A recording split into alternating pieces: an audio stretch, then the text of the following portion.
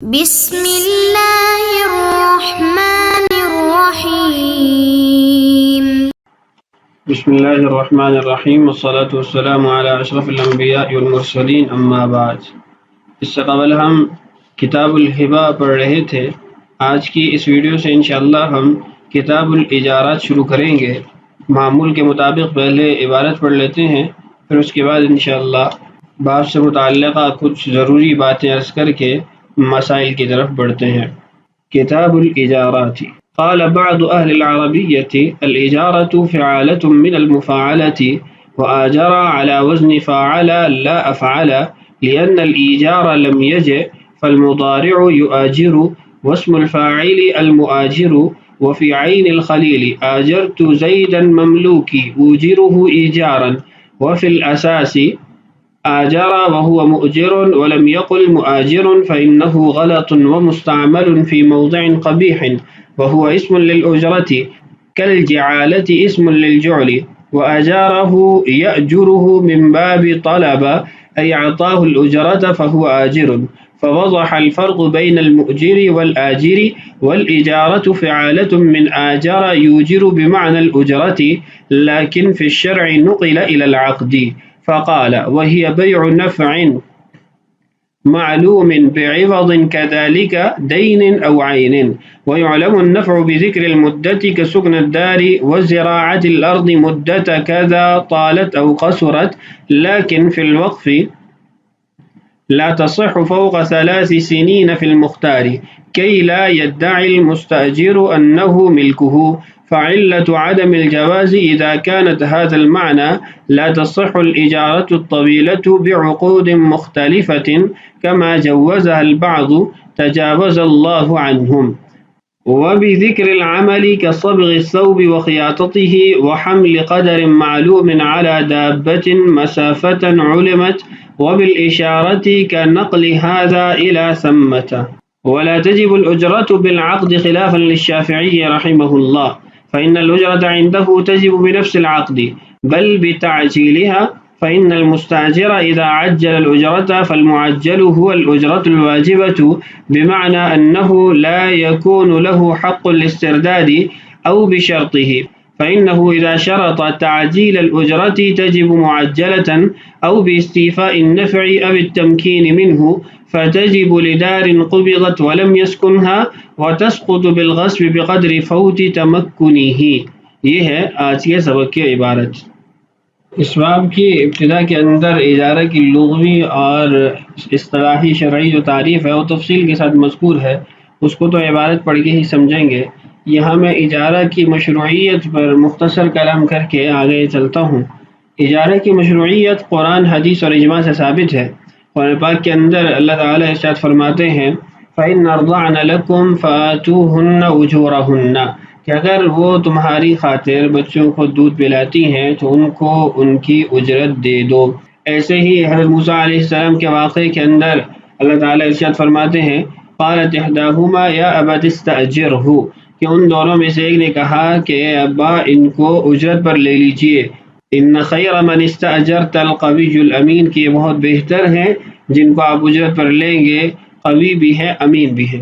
ایسے ہی رسول اللہ صلی اللہ علیہ وسلم کا عمل بھی ہے کہ آپ نے احتجم واعطى الحجام اجرہ، آپ نے حجامہ کروایا اور حجامہ کروانے کے بعد جو حجامہ کرنے والا تھا اس کو اجرت ادا کی ہے۔ اور دوسری روایت میں آپ نے ترغیب دی ہے کہ مزدور کو اس کی مزدوری اس کا پسینہ خشک ہونے سے پہلے ادا کر دو۔ ارشاد فرمایا اعطوا الاجیر اجرہ قبل ان یجف عرقہ، اور اجماع سے بھی یہ بات ثابت ہے کہ اجارہ مشروع ہے، اور اس کی جو 2 اقسام ہیں اجارت العمل اور اجارت الوقت، یہ دونوں اقسام مشروع ہیں اور انسانی ضرورت کی بنیاد پر اس کو مشروع قرار دیا گیا ہے۔ قیاساً اگرچہ یہ معدوم چیز کی بیع ہے کہ منفعت موجود نہیں ہوتی، لیکن چونکہ انسانی حاجت اور ضرورت اس بات کا تقاضا کرتی ہے تو شریعت اسلامیہ نے اس کو جائز قرار دیا ہے۔ تو یہ کچھ باتیں مشروعیت کے اعتبار سے آپ سے عرض کر دی ہیں۔ اس باب کے اندر 11 ابحاث و ایک خاتمہ ذکر کیا گیا ہے۔ سب سے پہلی بحث یہ ہے کہ اجارہ کی لغوی تحقیق کیا ہے اور اجارہ کی شرعی تعریف کیا ہے۔ فرماتے ہیں قال بعض اہل العربیتی، بعض عربی دان حضرات کا کہنا ہے. ان بعض سے مراد علامہ ابن حاجب رحمہ اللہ ہے، اور چونکہ انہوں نے شافیہ کے اندر یہ تحقیق لکھی ہے تو شارح رحمہ اللہ ان کی تعریف اور ان کی تحقیق کو ذکر کر کے اس پر رد کریں گے، اور اس کے بعد 2 کتابوں سے اپنے رد کو، اپنے جواب کو ثابت بھی کریں گے. فرماتے ہیں قال بعض اہل العربیہ، بعض عربی دان حضرت کا کہنا ہے الاجارۃ فعالۃ من المفاعلۃ، کہ الاجارہ یہ فعالۃ کے وزن پر ہے اور اس کا باب مفاعلہ ہے، یعنی آجارہ یؤاجر اجارتن، اجارتن بروزن فعالہ، اور فعالہ یہ مفاعلہ کا مصدر ہے. فرماتے ہیں وآجر علی وزن فعالہ، ان لوگوں کی تحقیق کے مطابق آجرہ یہ فعالہ کے وزن پر ہے، لا افعالہ نہ کہ افعالہ کے، یعنی اکرم یکرم و اکرامن کے مصدر پر یا اس کے وزن پر ہے. لأن الایجار لم یجئ، اس کی وجہ یہ ہے کہ اگر آجرہ یہ افعالہ سے ہوتا، یعنی باب افعال سے ہوتا، تو باب افعال کا مصدر افعال ہے تو ایجار اس کا مصدر ہونا چاہیے، جبکہ ایجار اس کا مصدر نہیں ہے. تو جب ایجار مصدر نہیں ہے تو یہ آجرہ باب بروزن فعالہ ہے تو مضارع یؤاجر ہوگا، آجرہ یؤاجر ایجارن، واسم الفاعل المؤاجر، اور مفاعلہ کے مطابق اس کا جو اسم فاعل آئے گا وہ مؤاجر آئے گا. تو یہاں پر جو تحقیق ذکر کی گئی ہے یہ علامہ ابن حاجب رحمہ اللہ کی ہے کہ انہوں نے اپنی کتاب الشافیہ کے اندر اس بات کو ذکر کیا ہے کہ آجرہ علی وزن فعالہ ہے نہ کہ افعالہ ہے. تو شارح رحمہ اللہ اس قول پر رد کرتے ہیں اور 2 کتابوں سے اس کا حوالہ بھی دیتے ہیں. فرماتے ہیں وفی عین الخلیل، عین الخلیل نامی کتاب کے اندر مذکور ہے. عین الخلیل یہ خلیل بن احمد رحمہ اللہ کی کتاب ہے، جو کہ امام سیبوی اور امام اخفش رحمہ اللہ کے استاد ہیں. 170 ہجری کے اندر انہوں نے بصرہ کے اندر وفات پائی ہے، اور ان کو علم عروض کا بانی کہا جاتا ہے. تو وہ اپنی کتاب عین الخلیل کے اندر لکھتے ہیں آجرت زیدا مملوکی اوجرہ ایجارا. اب دیکھیے آجرت یہ ماضی کا صیغہ، اوجرہ یہ مضارع کا صیغہ ہے اور باب افعال کے وزن پر ہے. آجرہ یؤجر ہے نہ کہ آجرہ یؤاجر ہے، اور آگے اس کا مصدر ایجارن ذکر کیا. تو گویا عین الخلیل کی عبارت کے مطابق آجرہ یؤجر ایجارن ہی ہے، نہ یہ کہ آجرہ یؤاجر مؤاجرتن یا اجارتن. ایسے ہی دوسری کتاب سے اس کا حوالہ دیا وفی الاساس، اور اساس کے اندر ہے. اساس بھی علامہ زمخشری رحمہ اللہ کی لغت کی کتاب ہے. فرماتے ہیں آجرہ وہو مؤجرن، آجرہ اس سے اسم فاعل ہوگا مؤجرن، ولم یقل مؤاجرن، انہوں نے مؤاجرن ذکر نہیں کیا. کیوں؟ اس لیے کہ مؤاجرن کا معنی بڑا قبیح اور بڑا گھٹیا قسم کا ہے. ہم لوگ اس کو گالی گلوچ کے لیے استعمال کرتے ہیں، اور ایک معنی اس کا یہ بھی ہوتا ہے کہ ایسا شخص جو اپنی بیوی کو زنا کے لیے کرائے پر دے. تو اس لیے یہ غلط معنی ہے، مؤاجر استعمال نہیں ہو سکتا. اجارہ کے عام معاملات ہوتے ہیں اس کے اندر مؤجر ہی استعمال ہوگا. وہو اسم للأجرۃ، یہ اس کا لغوی معنی ہے کہ اجارہ اجرت کے معنی میں استعمال ہوتا ہے، مزدوری جو دی جاتی ہے اس کے معنی میں استعمال ہوتا ہے. کالجعالۃ اسم للجعل، جیسے جعالہ یہ جعل کے معنی میں استعمال ہوتا ہے. جعل آپ کو سابقہ ویڈیو میں بتایا تھا کہ وہ رقم جو بھاگے ہوئے غلام کو شخص لے کے آتا ہے اس کو ادا کی جاتی ہے. وَأَجَارَهُ يَأْجُرُهُ مِن بَابِ طَلَبَ، فرماتے اجارہ یأجر ہے، طلبہ یطلب کے باب سے ہے. ایسے ہی یہ ضرب یضرب کے باب سے بھی آتا ہے اجارہ یأجر. تو اس کا مطلب کیا؟ اعطاہ الاجرۃ فہو آجر، اجرت دینے والا، یعنی اس نے اجرت دی تو وہ اجرت دینے والا کہلائے گا. فوضح الفرق بین المؤجر والآجر، فرماتے ہیں مؤجر اور آجر کے درمیان فرق واضح ہو گیا. مؤجر اور آجر میں کیا فرق ہے؟ مؤجر کہتے ہیں کہ اجرت پر کوئی چیز دینے والا، اور آجر کہتے ہیں اجرت دینے والا. مثال کے طور پر ایک آدمی نے اپنی سواری رینٹ پر دی ہے تو یہ رینٹ پر سواری دینے والا مؤجر کہلائے گا، اور جو شخص رینٹ پر لے گا اور پھر اس کی اجرت ادا کرے گا اس کو آجر کہیں گے، اور ایسے ہی مستاجر کہیں گے۔ والإجارة فعالة من آجر یوجر بمعنى الأجرة، فرماتا ہے اجارہ فعالہ کے وزن پر ہے، اور یہ آجر یوجر کا مصدر ہے، اس کا معنی اجرت ہے، مزدوری ہے۔ لیکن فی الشرع نقل الى العقد، شرعاً یہ عقد کا نام ہے، یعنی ایک خاص قسم کا عقد ہے جس کو اجارہ کہا جاتا ہے، یعنی لغوی طور پر تو اس کا معنی اجرت ہی ہوگا، مزدوری ہی ہوگا، لیکن شرعاً اجارہ ایک عقد کا نام ہے۔ کون سا عقد؟ اس کو آگے خود فرماتے ہیں، فقال وهي بيع نفع، اجارہ شریعت کے اندر عقد کا نام ہے، اور وہ عقد یہ ہے کہ نفع کا بیچنا، خریدنا، اور نفع کیسا ہو؟ معلوم ہو، کتنی مدت ہے، یا اگر وقت ہے تو کتنا وقت ہے۔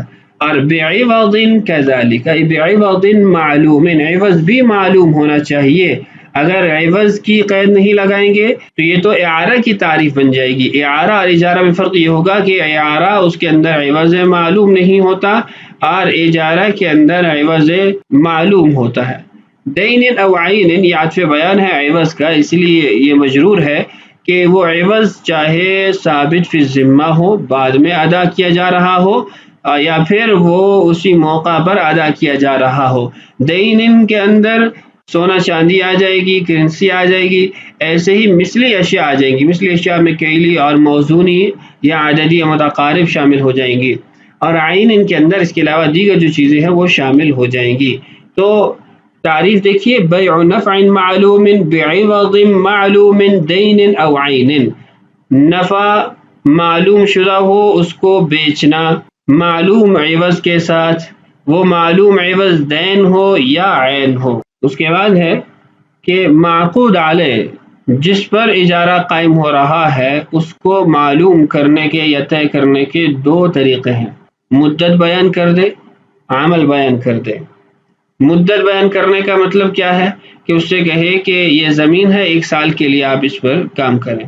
عمل بیان کرنے کا مطلب کیا ہے کہ دھوبی کو کپڑے دیا اور کہا کہ ان کو دھو، اب یہ دھونا عمل ہے، عمل کو طے کر دیا۔ تو دیکھیے فرماتا ہے وَيُعْلَمُ النَّفْعُ، ہم نے کہا کہ بیع نفع معلوم، تو نفع معلوم ان کا کیا مطلب ہے، یہ کیسے معلوم ہوگا؟ فرماتے ہیں وَيُعْلَمُ النَّفْعُ، اور نفع معلوم ہوگا بذکر المدت، مدت کو بیان کرنے سے، کسکن الدار، جیسے گھر کرائے پر دیا تو وہ یہی کہے گا کہ 1 سال کے لیے اتنا کرایہ ہے یا 1 ماہ کا اتنا کرایہ ہے، تو وہ مدت ذکر کرے گا جس سے نفع معلوم ہو جائے گا۔ وزراعت الارض مدت کذا طالت و قصرت، ایسے ہی زمین زراعت کے لیے دی، مدت اس کے اندر ذکر کر دے گا، 1 سال 2 سال 10 سال 5 سال، طالت و قصرت، تھوڑی مدت ذکر کرے یا زیادہ مدت ذکر کرے، لیکن وقف کے معاملے میں احتیاط برتی جائے گی۔ لیکن فی الوقف، لیکن جو اوقاف کی زمینیں ہوں گی، لا تصح فوق 3 سنین فی المختار، مفتہ بھی قول یہی ہے کہ 3 سال سے زائد مدت کے لیے اوقاف کی زمین کرائے پر نہیں دی جا سکتی۔ وجہ کیا ہے؟ کئی لا يدعی المستاجر انہ ملکہ، وجہ یہ ہے کہ اگر وقت زیادہ گزر گیا تو ممکن ہے اجرت پر لینے والا کل یہ دعویٰ کر دے کہ یہ میری اپنی ملک ہے، اس لیے کہ جو گواہ ہوں گے وہ مندرس ہو جائیں گے، یا جو متولی ہے وہ مر جاتا ہے اور معاملات ہو جاتے ہیں، تو یہ بعد میں جب طویل مدت گزرے گی تو یہ آسانی سے دعویٰ کر لے گا اور لوگ بھی یہی سمجھیں گے کہ عرصے سے اس کے پاس ہے تو یہ اسی کی ملک ہے۔ فعلة عدم الجواز إذا كانت هذا المعنى لا تصح الإجارة الطويلة بعقود مختلفة كما جوزها البعض، فرماتے ہیں کہ یہ جو عدم جواز کی علت ہے، اذا كانت هذا المعنى، اگر اسی کو لیا جائے تو لا تصح الإجارة الطويلة بعقود مختلفة، تو پھر وہ جو ہیلہ بعض حضرات نے کیا ہے کہ مختلف عقود کے ساتھ طویل اجارہ بھی اوقاف کا درست ہے، جیسا کہ بعض لوگوں نے اس کو جائز قرار دیا، اللہ ان کے اوپر رحم فرمائے، ان کی مغفرت فرمائے، یہ بھی درست نہیں ہے۔ اس بات کو واضح کر دیتا ہوں کہ یہ جو فرمایا نا کہ لا تصح بعقود مختلفۃ، اس کا کیا مطلب ہے؟ اصل میں یہ ایک ہیلہ ہے جس کو بعض حضرات نے ذکر کیا ہے، جیسے بحر الرائق کے اندر بھی موجود ہے کہ عقود بہت سارے منعقد کیے جائیں اور یہ کہا جائے کہ ہر عقد 1 سال کا ہے اور اس کو وہاں کتاب میں لکھ دیا جائے۔ مثال کے طور پر ایک آدمی سے کہا گیا کہ اس کے 10 سال کے لیے اس کو اوقاف کی زمین اجرت پر دی گئی ہے، ان 10 سالوں میں 10 عقود ہیں، ہر عقد 1 سال کا ہے۔ ہر 1 سال کے بعد نیا عقد ہو جائے گا تو گویا ایک ہی بار 10 سال کے لیے زمین نہیں دی گئی، بلکہ 10 بار 10 سال کے لیے یہ زمین اجرت پر دی گئی ہے۔ لیکن شارح رحمہ اللہ نے اس ہیلے کو رد کیا ہے اور اس کو رد کرتے ہوئے ناجائز قرار دیا ہے کہ یہ ہیلہ درست نہیں ہے۔ اس کی وجہ یہ ہے کہ 10 عقود ایک ہی بار اگر لکھ لیے جائیں اور وہ 10 عقود جو ہے ایک ہی کلمہ کے ساتھ، ایک ہی عقد کے ساتھ 10 سالوں کے لیے طے ہو جائیں تو یہ ایسا عمل ہے جس سے یہ خوف اور اندیشہ دور نہیں ہو سکتا کہ وہ کل مل کا دعویٰ نہ کر بیٹھے، تو اس لیے اس کا کوئی اعتبار نہیں ہے۔ لیکن مجمع الانہر کے اندر شارح کے قول کو رد کیا گیا ہے اور اس ہیلے کے جواز کو راجح قرار دیا گیا ہے۔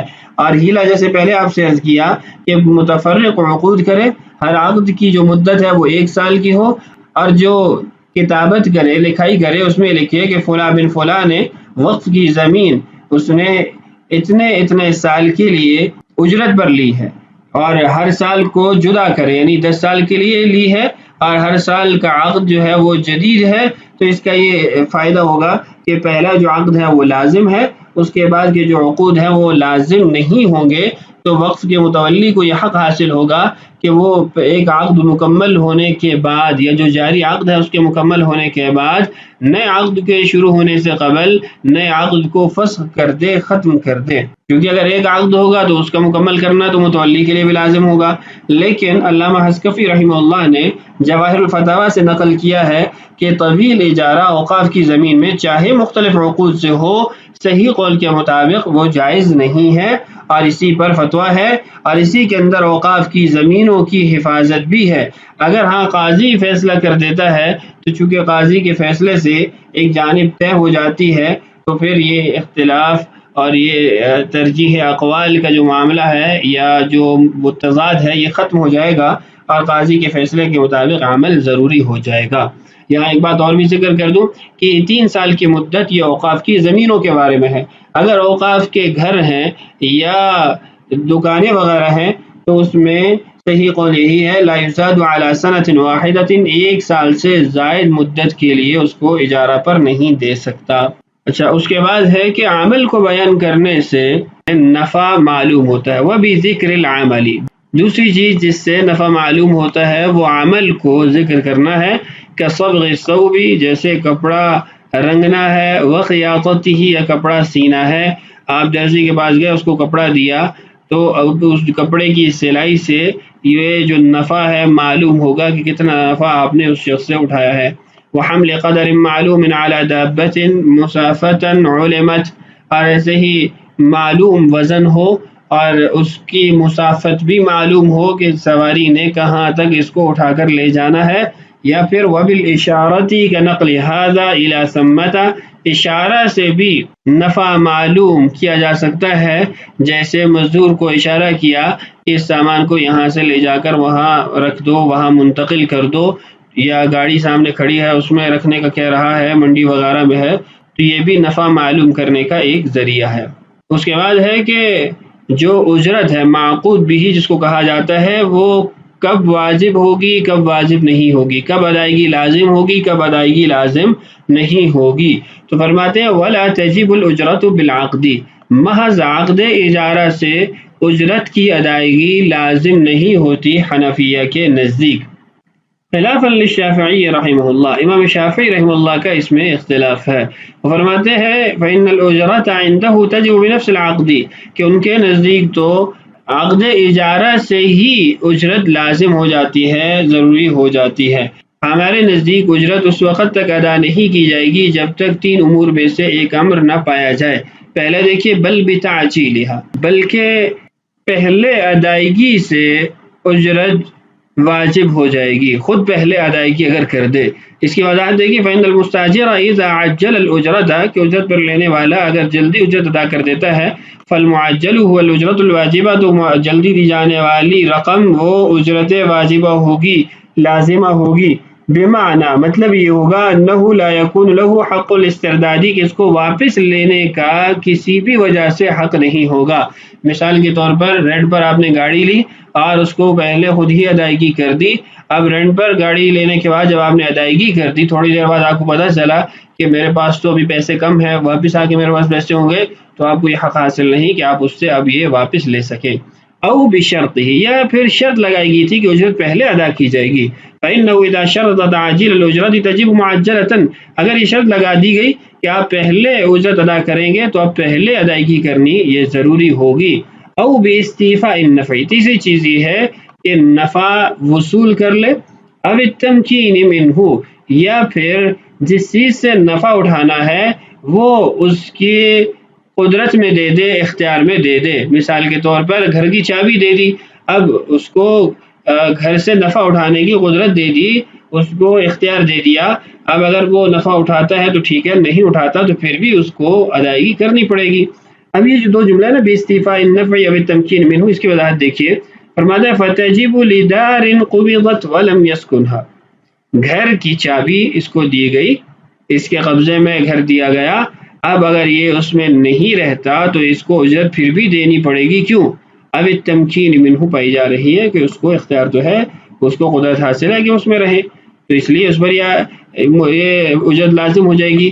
وتسقط بالغصب بقدر فوت تمکنہ اور اگر اس کو گھر پر قبضہ تو دیا گیا تھا لیکن اس سے گھر کسی نے غصب کر لیا، چھین لیا، تو جتنا عرصہ اس سے گھر چھینا رہے گا، اس کو قدرت اختیار اس گھر میں رہنے کی نہیں ہوگی، اتنے عرصے کی جو اجرت ہوگی وہ بھی ساقط ہو جائے گی، کیوں؟ لفوت تمکنہ اس کو تمکن حاصل نہیں ہے، یعنی قدرت اور اختیار حاصل نہیں ہے۔ تو یہ تھا آج کا ہمارا سبق، بقیہ مسائل آنے والی ویڈیوز میں انشاءاللہ۔ اللہ تعالیٰ سے دعا ہے اللہ تعالیٰ ہمارے لیے اسباق کی تکمیل آسان فرمائے، اللہ تعالیٰ ہم سب کا حامی و ناصر ہو۔ السلام علیکم ورحمۃ اللہ وبرکاتہ۔